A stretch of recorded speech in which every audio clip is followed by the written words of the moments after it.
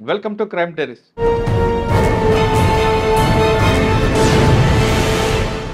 ఈ వారం మన guest one of the best IPS officer. పేరు ఏ పూర్ణచంద్ర గారు, retired IPS DG ACB Telangana. Purnachandra గారు ఎక్కడెక్కడ పనిచేసినా ఆయనది ఒక మార్క్ కనిపిస్తుంది. శ్రీకాకుళం, నెల్లూరు, గుంటూరు ఎక్కడ పనిచేసినా ఆయనది ఒక రోల్ ఉంటుంది. ముఖ్యంగా 2004లో చర్చల సమయంలో ఆయన ఎస్ఐబీలు ఉన్నారు. అసలు చర్చలు ఎందుకు ప్రారంభించారు, చర్చలు విఫలం అవడానికి కారణం ఏంటో ఆయన స్వయంగా చూశారు. దాని గురించి మాట్లాడతారు. ఇప్పుడున్న పరిస్థితుల్లో చర్చలు అవసరమా ఒకటి, రెండోది 2005లో చర్చలు ఫెయిల్ అవ్వడానికి కారణం ఏంటంటే చర్చలు పెట్టాలని 2005 ఎందుకు వచ్చింది, ప్రపోజల్ ఎందుకు వచ్చింది, అసలు ఆ రోజు ఏం జరిగిందండి? ఎక్కడో అజ్ఞాతులను అందరూ కూడా నల్లమల రావడం, వాళ్ళందరూ కలిసి ఒక ఐపీఎస్ ఆఫీసర్ తీసుకురావడం, ఒక పెద్ద ప్రక్రియ జరిగింది. ఐపీఎస్ ఆఫీసర్ తేలేదులేండి, అప్పుడు కాలేదైనా అంటే ఆ ఎపిసోడ్ చెప్పండి ఒకసారి. అట్లేం లేదు. బట్ అప్పుడు ఆ రోజు కాంగ్రెస్ ప్రభుత్వం మేనిఫెస్టోలో నక్సల్తో చర్చలు చేస్తామని చెప్పారు. కారణం ఏంటంటే రాజకీయమే. మళ్ళీ యథావిధిగా మన రాజకీయ నాయకులు చేసే రాజకీయం ఏంటంటే అన్ని వర్గాలు ఏదైతే ఆ రోజు చంద్రబాబు ప్రభుత్వం ఉన్నప్పుడు చంద్రబాబు ప్రభుత్వం నక్సల్స్ మీద విపరీతమైనటువంటి మరి అణిచివేత గురి చేసింది. మేమేమో కాంగ్రెస్ పార్టీ అట్లా కాదు, ప్రజల్ని ఇన్వాల్వ్ చేస్తాం, ప్రజాస్వామ్యయుతంగా ఉంటామని చెప్పడం కోసం ఒక ప్రజాస్వామ్య ప్రక్రియ చర్చలు చేస్తామని చెప్పి మేనిఫెస్టోలో చెప్పారు. మేనిఫెస్టోలో చెప్పినాక గెలిచినాక మరి అది ఎట్లా ఉంటుందంటే అది చాలా కష్టమైన పని చర్చలు సాగించడం. ఏదో నోట్లో పచ్చి వెలక్కాయ పడినట్టు అయింది. ఇది ఎన్నో హామీలు ఇస్తారు కదా ఈ రాజకీయ నాయకులు. మన రాజకీయ నాయకులు ఇచ్చే హామీలు ఇదొక హామీ, ఇది తీర్చకపోతే కరెక్ట్ కాదు. అందుకని చెప్పి ఏం చేశారంటే వాళ్ళు తప్పని పరిస్థితుల్లో చర్చల ప్రక్రియ స్టార్ట్ చేయాల్సి వచ్చింది. చర్చల ప్రక్రియ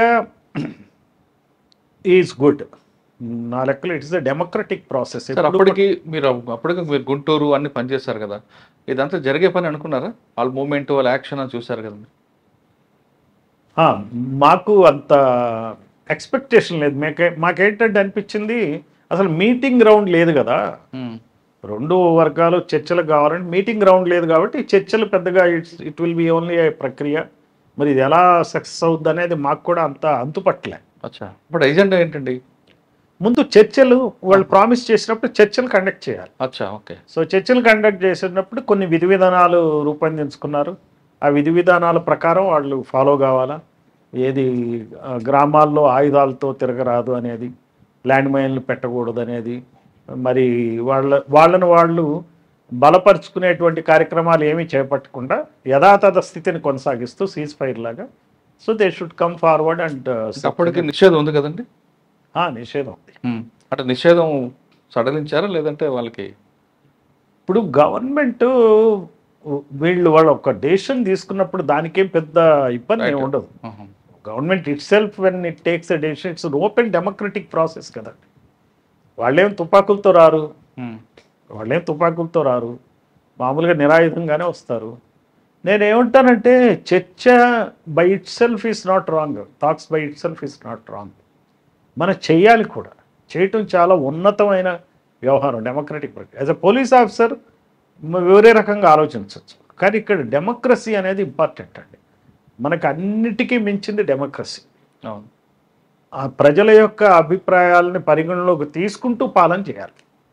సార్, అప్పుడు మీరు ఇంటెలిజెన్స్ ఉన్నారు, చర్చలప్పుడు మీకు ముందే ఇన్ఫర్మేషన్ వచ్చి ఉంటుంది. ఆ రోజు ఏం జరిగిందండి? అంటే ఎలాగొచ్చారు వాళ్ళు? మీకు దాదాపు 2-3 రోజులు ఉన్నట్టున్నారు ఇక్కడ. మామూలుగానే వాళ్ళు ఇన్ఫార్మ్ చేశారు, పలానా చోట నుంచి వస్తామన్నారు. ఆ పలానా చోట వాళ్ళకి, నాకు సరిగ్గా ఏరియా గుర్తులేదు కానీ నల్లమల ఏరియా వాళ్ళకి కావాల్సిన వెహికల్స్ అవన్నీ పెట్టడం జరిగింది. వెహికల్స్లో వాళ్ళు వచ్చారు. మన మంజీరా గెస్ట్ హౌస్లో వాళ్ళు ఉన్నారు. ఉన్నాక మనం ఎంసీఆర్ మరిచెన్నారెడ్డిది ఉంది కదా, హెచ్ఆర్డి ఇన్స్టిట్యూట్లో, అక్కడ టాక్స్కి వెళ్ళారు. మన గవర్నమెంట్ టీం ఉంది, హోమ్ మినిస్టర్ ఆయన జానారెడ్డి గారు, ఆయన ఆధ్వర్యంలో వివిధ రకాలైన 7-8 మంది ఉన్నారు మన సభ్యులు, గవర్నమెంట్ అపాయింట్ చేసింది వాళ్ళు. తర్వాత ఇటువైపు నక్సలైట్లు రామకృష్ణ అనుకుంటా వచ్చింది, ఇంకా వాళ్ళ నంబర్ నాకు గుర్తులేదు కానీ వాళ్ళు వచ్చారు. వాళ్ళు సరే వేరియస్ పాయింట్స్ డిస్కస్ చేశారు. ఎజెండా కూడా ఏముంది, భూమి పంపిణీ ఒకటి ఉన్నట్టుంది. తర్వాత ఈ చుట్టుపక్కల ఉన్నటువంటి రామోజీ ఫిల్మ్ సిటీ ఆక్రమణ ఇవన్నీ కూడా ఏదో రద్దు చేయాలా ఏదో నాకు క్లియర్గా I don't remember that agenda. వాటిని అన్నింటిని పట్టుకుని వాళ్ళు అడిగారు. దాని మీద చర్చలు సాగినాయి. చర్చలు సాగినాక తర్వాత ఇట్ డిడ్ నాట్ రీచ్ అని ఇది వాళ్ళకు బహుశా పబ్లిసిటీ బాగా రావాలని చెప్పి కోరుకున్నట్టున్నారు. వాళ్ళకి కావాల్సింది ఏంటంటే ప్రజల్లోకి వచ్చి we are a powerful agency, so ప్రభుత్వంతో సమోజ్జిగా మేము మాట్లాడుతున్నాం అనేది రావడం ద్వారా ప్రజల్లో మంచి మైలేజీ వస్తుంది అనేటువంటి అభిప్రాయం ఏదో వాళ్ళకి వచ్చి ఉండాలి. వాళ్ళ క్యాలిక్యులేషన్ అది కావచ్చు. మనం బలం పెంచుకోవడానికి అవకాశం ఉంటుంది. చెన్నారెడ్డి టైంలో ఈ చర్చలు ఇలానే ఫ్రీ టైం ఇచ్చినప్పుడు వాళ్ళు బలోపేతం అయ్యారు. బహుశా ఆ రకంగా వాళ్ళు ఎక్స్పెక్ట్ చేసి ఉంటారు. నాకు సరిగ్గా ఐ డోంట్ రికలెక్ట్, కానీ మొత్తం మీద ఆ రకంగా వాళ్ళు చేసి ఉంటారు. చేసిన దాని మీద వాళ్ళకి ఫైనల్గా అదేమి క్లిక్ కాలే. గవర్నమెంట్ కూడా వాళ్ళు చేసేవి చెప్తారు కానీ ప్రతిదానికి నేను ఇది కరెక్ట్ కాదు తీసేస్తాం, అది కరెక్ట్గా తీసేస్తాం అని ఒప్పుకోవడానికి కూడా అంత ఈజీ కాదు అక్కడ. ఆ సమస్యలు అన్నిటి 3 రోజులు చర్చల తర్వాత ఎందుకు ఉండేవి ఫెయిల్ అయ్యాయి? సో క్లోజ్ అయింది, అప్పుడు ఒక అంకల్ లాగా క్లోజ్ అయింది. క్లోజ్ అయినాక దెన్ ఐ థింక్ ఎక్కడన్నా ఏదైనా ఇన్సిడెంట్ అయినట్టుంది, ఏదో ఇన్సిడెంట్ అయినట్టు గుర్తు నాకు. ఐఎమ్ అనేబుల్ టు రికలెక్ట్, కానీ ఒక ఇన్సిడెంట్ అవడంతో వీళ్ళు ముగిచ్చి వెళ్ళినాకే అయినట్టుంది ఇన్సిడెంట్. ఉండంగేం కాలే, ఒక ఫేజ్ అయిపోయినట్టుంది. ఫేజ్ అయిపోయి తొలిదశ చర్చలు అయిపోయి వెళ్ళిపోయారు. ఆ తర్వాత ఏమైందంటే ఏదో ఇన్సిడెంట్ అయింది. వాళ్ళ తరపున కూడా చర్చలు జరుగుతున్నప్పుడే చాలా చోట్ల ఈ మిలిటెంట్స్ పరంగా వాళ్ళు కొన్ని ల్యాండ్స్ ఆక్యుపై చేసుకోవటం, కొంతమంది పంచాయతీలు నిర్వహించడం, అవన్నీ చర్చలకు ఏవైతే సూత్రాలు ఉన్నాయో వాటికి వ్యతిరేకంగా జరిగినాయి అవి. సార్, మీరు చర్చలు పిలిచే సమయంలో అప్పుడు పీపుల్స్ వార్ పార్టీ, మీ చర్చల టైంలోనే అది మావోయిస్ట్ పార్టీగా మెర్జ్ అయింది. మావోయిస్ట్ పార్టీకి మెర్జ్ అయిన అవుతుంది అనే విషయం మీకు ముందు తెలుసు అంటారా? మావోయిస్ట్ పార్టీతో మెర్జ్ అయితే ఏ విధంగా ఉంటుంది ఇంపాక్ట్, ఒకవేళ పీపుల్స్ వార్గా ఉంటే ఎలాగ ఉంటుందని? ఏం ఉండదండి, ఇట్స్ ఆల్ ద సేమ్. పేరు మార్చినంత మాత్రాన టీఆర్ఎస్ నుంచి బీఆర్ఎస్ అయ్యి బీఆర్ఎస్ నుంచి టీఆర్ఎస్. కానీ అప్పుడు అన్ని గ్రూపులు ఒకటయ్యాయి కదండి, జనశక్తి, పీపుల్స్ వార్. ఏం కాలేదు జనశక్తి అట్లానే ఉంది. జనశక్తి నుంచి కూడా వచ్చారు కదండి, పెద్దగా ఏం లేదు. కూర రాజన్న గారు అమ్మరు కూడా వచ్చారు, చాలా తక్కువ. కానీ వాళ్ళు అనుకున్నంత ఏం కాలేదు. అంటే పీపుల్స్ వార్ పేరు మారినా make much difference actually.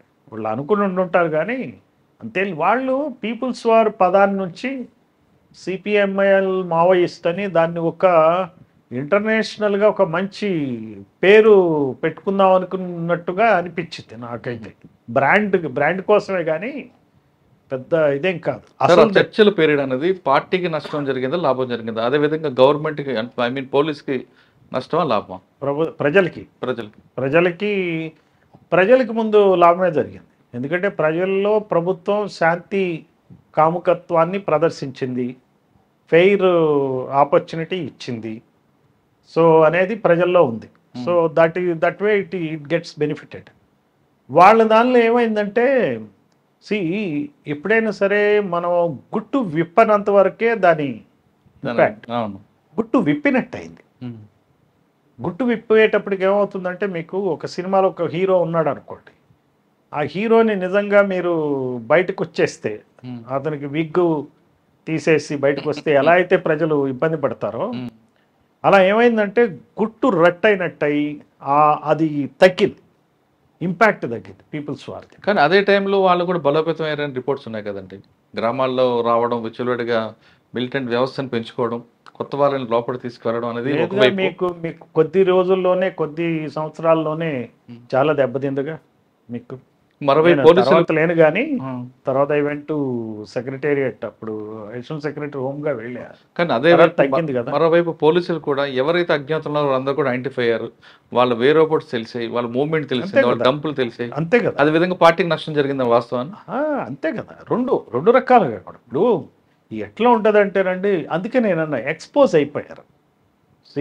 It is a very secret organisation, underground organisation. You came on ground, ఆటోమేటిక్గా ఇంపాక్ట్ వచ్చేస్తుంది కదా, మీకు బలహీనం అయిపోతారు. ఆ రకంగానే జరుగుతుంది. ఓపెన్ అప్ అయిపోతుంది. ఓపెన్ అప్ అయినప్పుడు కష్టం ఓకే. ఏ పార్టీ అయినా సర్వే అవటం. ఒకటండి, ఇండియన్ డెమోక్రసీలో మన ఇండియన్ సొసైటీలో ఏ సిస్టమ్ అయినా సరే బియాండ్ ఏ పాయింట్ సక్సెస్ అయ్యే అవకాశాలు చాలా తక్కువ. ముఖ్యంగా at the point of gun చేయాలంటే అది అయ్యేది కాదు. దాన్ని హోల్డ్ చేయటం, అంత నిర్బంధాన్ని పెట్టడం ప్రజల మీద అంత సాధ్యమయ్యే పని కాదు. నిర్బంధం ఎవరు పెడుతున్నారు? నిర్బంధం అంటే జనరల్గా మనం పోలీస్ ఫోర్సెసే నిర్బంధం పెడుతున్నాయి అంటాం. కానీ ఒక దళం కూడా గ్రామంలో నిర్బంధాన్ని పెడుతుంది. ఒక గ్రామంలో ఉన్న ఒక రౌడీ ఎలిమెంట్ కూడా, ఒక గూండా ఉన్నాడంటే వాడు కూడా ప్రజల్ని నిర్బంధానికి గురి చేస్తాడు. అట్లానే ఒక దళం కూడా, దళం ఉందనే ఫియర్ ఉంది చూడండి, అది ప్రజల్ని నిర్బంధానికి గురి చేస్తుంది. నిర్బంధాన్ని గురి చేసి ఎక్కువ కాలం ఏ వ్యక్తి పెరగలేడు. అలానే ఆర్గనైజేషన్ కూడా పెరిగేటువంటి అవకాశాలు లేవు. రెండోది, మన దగ్గర ఏంటంటే డెమోక్రటైజేషన్ ప్రాసెస్ జరుగుతుంది డిఫరెంట్ ఫార్మాట్స్లో. మనకు అప్పుడు సెల్ఫ్ హెల్ప్ గ్రూప్స్ వచ్చినాయి, చాలా డిఫరెంట్ సంఘాలు వచ్చేసినాయి, గ్రామాల్లో ఓపెన్ అప్ అవుతుంది. సో యూత్కి ఒక లీడర్షిప్ ఆపర్చునిటీ వచ్చింది. Whether it is going to benefit them or not, వాళ్ళకు ఉపయోగపడిందా లేదా అని వదిలేస్తే అటు పోవాల్సినోడు ఇటు వచ్చేసాడు. ఆ రకంగా ఏమైపోయిందంటే రిట్రీట్ అవ్వాల్సి వచ్చింది. మీరు సీక్రెట్గా పనిచేస్తే ప్రాబ్లం ఏంటంటే మీ ఆచూకీ తెలిస్తే మళ్ళీ మీరు అక్కడ ఉండలేరు. అందుకనే ఆ సీక్రెటివ్ ఫంక్షన్ని వాళ్ళే చెడగొట్టుకున్నారు. సో దానివల్ల దెబ్బతిన్నారు అని చెప్పొచ్చు. ఓకే సార్, ప్రస్తుత పరిస్థితిలో ఛత్తీస్గఢ్లో చర్చలు అవసరం అంటారా, లేదు వద్దంటారా? నేను ఇందాక చెప్పినట్టుగా ఇట్స్ ఏ డెమోక్రటిక్ ప్రాసెస్, ఎప్పుడైనా చేయొచ్చు. సో చేయటంలో తప్పేం లేదు. దీనిలో చేయటంలో ఎందుకు చేస్తున్నారు అనే దాని మీద వస్తుంది. మరి నిజంగా ప్రజలతో చర్చించి ఏం చేస్తున్నారు, ఏం చేయదలుచుకున్నారు, వాళ్ళు ఏం చెప్పదలుచుకున్నారు అనేది వస్తుంది. ప్రజల్లో ఈ రోజున చర్చలు చేసి వీళ్ళు తుపాకులు వదిలేస్తారా అనేటువంటి నమ్మే పరిస్థితులు ఎవరు లేరు. రెండోది, ఆల్రెడీ ఇక్కడ ఒక చర్చల ఎక్స్పీరియన్స్ ఉంది. అవును, ఆంధ్రప్రదేశ్లో చేసిన చర్చల ఎక్స్పీరియన్స్ ఉంది. దీన్ని దృష్టిలో పెట్టుకుంటే మరి వాళ్ళు ఏ దృష్టితో చర్చలకు వస్తున్నారు?